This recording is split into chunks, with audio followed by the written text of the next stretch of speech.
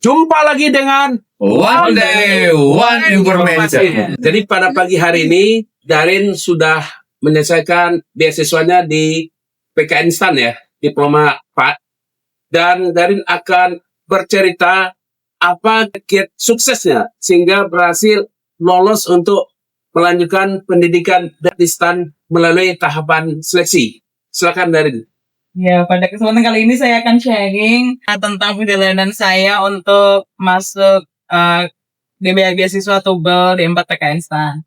Nah, sebenarnya kalau dari sejujurnya ya Pak, saya tuh di tahun 2023 itu kan saya tinggal berdua sama adik saya. Nah, adik saya tuh yang lulus SMA mau masuk ke STAN juga. Jadi sebenarnya saya tuh lebih fokus untuk untuk membekali adik saya agar lulus seleksi, karena kan saya kan pernah dipanggil sama Pak Kanwil, Pak. Kalau sebelumnya Pak Hadi Utomo. Nah, Pak Hadi Utomo tuh bilang ke saya, ini saya kata-kata yang saya ingat.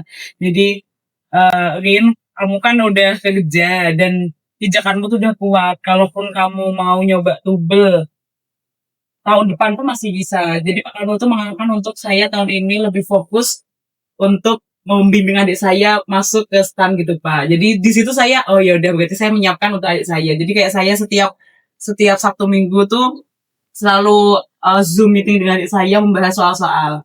Nah, tapi mungkin dari situ secara tidak langsung saya juga ikut belajar. Padahal sebenarnya saya juga nggak niat banget gitu Pak.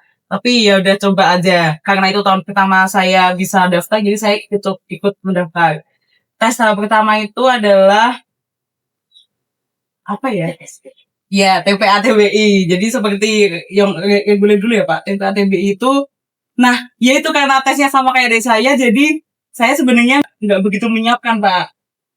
Saya nginep H-1 tuh kan saya datang sama Mbak Mirta dan Syifa. Kami bertiga menginap. Nah itu waktu kami mengerjakan soal bersama, saya merasa kayak saya paling tertinggal gitu. Waktu itu ya Pak, saya merasanya. Nah, ternyata pas setelah tes pertama TPA-TBI sudah selesai, pengumuman pun saya nggak menunggu karena waktu itu juga saya merasa persiapan kurang, terus workload waktu itu lagi banyak ya Pak semester kan, jadi saya kayaknya nggak lolos deh gitu. Ternyata pas pengumuman tahap pertama lolos Pak. Jadi waktu itu yang lolos tuh ada saya, Mbak Syifa, Mbak Karin, sama Mas Isan. Terus saya jadi kaget, lah kok lolos? Terus akhirnya saya malamnya itu jam 3 pagi itu saya, wah iya, nggak bisa diem aja nih karena udah lolos tahap 1. Akhirnya saya langsung jam 3 pagi itu langsung ambil paket les untuk tahap keduanya itu ada psikotes sama dilanjutkan langsung wawancara. Nah yaudah Pak, di situ saya baru niat banget. Jadi saya belajar psikotes itu kalau jadi kan saya ambil paketnya tuh bukan yang ini ya Pak, bukan tatap muka langsung, tapi lewat Zoom gitu. Tapi saya juga sebenarnya banyak skip juga karena jadwal lesnya itu bertepatan sama jam kerja, kadang jam 5 sore gitu. Jadi masih bekerja, jadi saya biasanya ngulang materinya nanti di rumah lagi. Nah, untuk psikotes sebenarnya tipsnya tuh jawabannya kalau misalkan diarahkan ke jawaban yang ideal, itu harus konsisten gitu Pak, karena soal-soal di psikotes kan memang ya Bapak pasti udah tahu soal-soalnya tuh sebenarnya melatih konsistensi juga. Mungkin pertanyaannya berbeda tapi jawabannya nih ngetes kita apakah anak ini tuh benar apa enggak gitu Pak. Nah tapi kalau dulu saya ngejain psikotesnya, saya nggak arahkan ke jawabannya ideal, tapi saya sesuai dengan pribadi saya, jadi saya jawab pure sama sesuai gitu. Kemudian setelah jadi psikotes, saya kan ambil tesnya di PKN STAN ya Pak. Jadi psikotes itu pagi harinya saya dapat sesi 1, kemudian dilanjutkan siangnya tuh wawancara. Nah wawancaranya, nah ini Pak, pas wawancara itu saya juga udah berlatih ya karena sudah persiapan.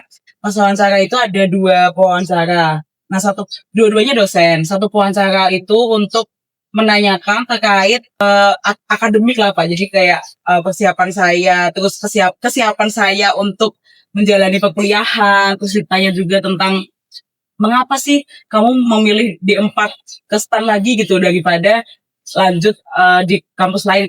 Karena kan kalau dipikir lewat perhitungan material mungkin ya Pak. Kalau D4 kan gaji tetinya dipotong, terus juga asrama. Jadi sebenarnya kayak lebih menguntungkan, mungkin lebih menguntungkan kalau extend duluan. Mandiri ya. Iya, mandiri. Nah, terus ditanya juga terkait ini yang saya nggak expect, ditanya terkait rencana skripsi. Jadi karena saya udah D3, jadi kan cuman lanjutnya cuma 1,5 tahun, 3 semester. Jadi langsung ditanya tuh, kamu skripsi mau ambil apa? Wah, itu saya juga agak shock gitu.